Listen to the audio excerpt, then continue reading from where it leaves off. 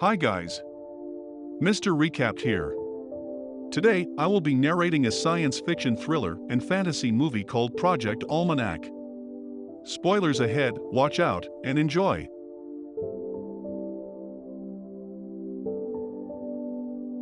High school senior David Raskin is testing an experiment with his friends Adam Lill and Quinn Goldberg while David's sister Christina films it. The video is for a scholarship to MIT. David shows off an aircraft he made that he can control with a material placed on his fingers. The gang sets the craft loose outside when someone calls David's phone, jamming the signal on Quinn's laptop to connect with the craft. The craft plummets to the ground and crashes. A few weeks later, David gets an envelope from MIT.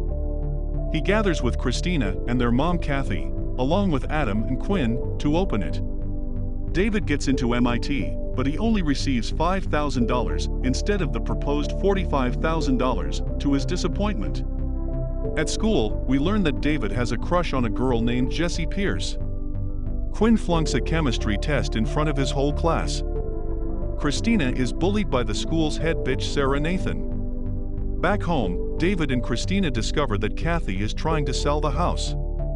Later, David rummages through the attic. Christina comes upstairs and they find a tape of David's 7th birthday party. It was the last day the two saw their dad Ben before he died in a car crash. The two look at the video and David notices something strange. He, in his current age, is physically visible in the video. He shows the tape to Adam and Quinn, who both react with surprise. David obsesses over the video and notices details like that he has a blue stain on his shirt and that he's holding keys with a ballerina figure keychain. He looks in his bag and notices he's actually holding Jessie's bag. He goes over to return it to her and awkwardly tries to talk to her. He returns the bag and she congratulates him on getting into MIT. The gang goes to David's basement and they uncover a secret hatch in the floor that contains blueprints for a temporal relocation device, or a time machine. The boys get excited and begin to gather the materials they need to build it. After a few failed tests, they steal hydrogen canisters from the school to properly charge their batteries. They manage to activate something that causes objects in the basement to levitate, but the batteries keep short-circuiting. A party goes on next door one night. Jessie brings her car and parks it in David's driveway. The gang hooks up their cables to her car battery to test their next experiment. They are trying to send Christina's red toy Corvette through time. They activate the machine, just as Jessie comes in when she sees what they're doing to her car. The room begins to shake and objects start floating, and then all the power on the street goes out. When the lights go back on, the gang sees that the toy car did go through time, and is somehow fused to the wall. They look on the GoPro that they attached to the car and see that it was already sitting there recording them as they set up the machine. Jessie joins the gang as they show her David's birthday video and prove to her what they can do. They get together that night in the neighborhood and attempt to go back to one night ago. They activate the machine and jump through time. The gang is left deafened and disoriented for a brief moment. They then run to Quinn's home where Quinn was sleeping the previous night.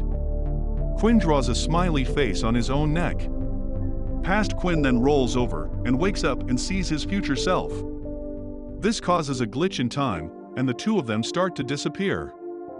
The gang runs out of there and then excitedly jump for the fact that they successfully time jumped. When they get back to the area where they made the jump, they find a dog. As they drive through the streets, they notice a bunch of missing dog flyers that weren't there earlier. They return the dog to its rightful owner. The gang starts to imagine the possibilities of their newfound ability and decide to utilize it for personal matters as long as they all time jump together. Quinn uses it to ace his chemistry test until he finally gets it right. Christina uses it to catch Sarah moments after she caused Christina to spill her drink, only for future Christina to show up and purposely spill drinks on Sarah, humiliating her and declaring, "I'm everywhere, bitch." Adam has the gang time jump so they can win the lottery. However, he only got 5 out of the 6 numbers right, and after taxes, they only make $1.8 million. Quinn still uses the money to buy himself a cool car and to bring a line of food trucks to the school. At home, Kathy ends up getting a new job, to the delight of David and Christina. During class, David pulls the gang out of class to meet under the bleachers. They jump to 3 months ago for Lollapalooza. They watch their favorite bands play and even score VIP passes, after getting them cheaply on eBay in the present, to go backstage and hang with the band. The gang has the time of their lives. They hang on water slides and party all day. Christina and Adam hook up. Before the day is over, David goes over to Jessie as she checks out the wall that says "Before the world ends," with a number of things people would do. Jessie drops huge hints to David, like going to the statement that reads, "Before the world ends, I want to fall in love." David misses the chance to make his move, and they later jump back to the present, where only 41 seconds passed. Frustrated with his failure, David jumps back alone to Lollapalooza and makes his move on Jessie. He kisses her and then returns to the present. He's in his room and tries calling Jessie, only to see her phone is on his desk. She emerges from the bathroom wearing only a towel. David asks her if they had sex. She says yes. The two become an item, but when they get to school, David notices odd things. The school's basketball captain Justin has a broken leg. Sarah walks by David crying. There's a banner hung up that reads "Titans basketball, better luck next year." After school, David learns from Adam and Quinn that there was a plane crash that killed 77 people, including Sarah's dad, who was the pilot. The boys think that their time jumping is responsible for this, as well as the basketball team losing the championship. The gang meets up at night when David tells Adam that he jumped alone. Despite Adam telling him not to do it again, David jumps back alone to the night of the party. After he and the others kill the power when they jumped Christina's toy car, David runs into the street and pushes Justin out of the path of a car to prevent him from breaking his leg. The other partygoers hail him as a hero. David jumps back to the present and sees that not only did the team win the championship, but the plane landed safely. However, Adam lands in the hospital following an incident after the basketball game. David runs home and tries to figure out how to stop Adam from being hurt. He gets the machine ready when Jessie comes into the basement. They both jump through time, and David is forced to explain to her that he jumped alone to go back and make his move on her. Jessie is hurt and admits that she liked David since she first met him, and that she would use the machine to go back and meet him sooner. Then, Jessie's past self comes by, and once they see each other, she completely vanishes into thin air, leaving behind only her car keys, which David grabs. Seeing no other way out, David decides he must jump all the way back to his 7th birthday to prevent the machine from ever existing. Quinn goes to his home after Jessie goes missing.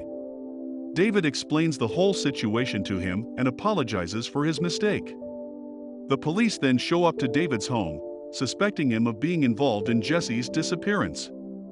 David escapes his home and runs to the school where he takes one more hydrogen canister. He is able to fuel the machine just as the cops barge in, moments before he makes the jump. David goes back 10 years and makes it home. He sees himself in the mirror, right where the video first got him. He follows his dad to the basement and they come face to face. Ben recognizes his son and realizes he got the machine to work. David tells him that there are no second chances and that they need to stop this. The two of them hug and Ben leaves. David gathers all the components of the time machine and burns them. His body flickers repeatedly until he vanishes. David is back in the present, looking in the attic where Christina finds him. They find their dad's video camera, which has footage of what they were doing and saying mere minutes ago, them questioning how the camera got there, specifically. The gang is at school during the moment when David sees he has Jessie's bag. He goes over to give it to her with more confidence, and he repeats a statement that Jessie made to him the first time they spoke. When she asks how he knew what he was going to say, David leans in and says, "This is gonna sound crazy, but I think we're about to change the world." Thank you for watching, like and subscribe to see more videos like this.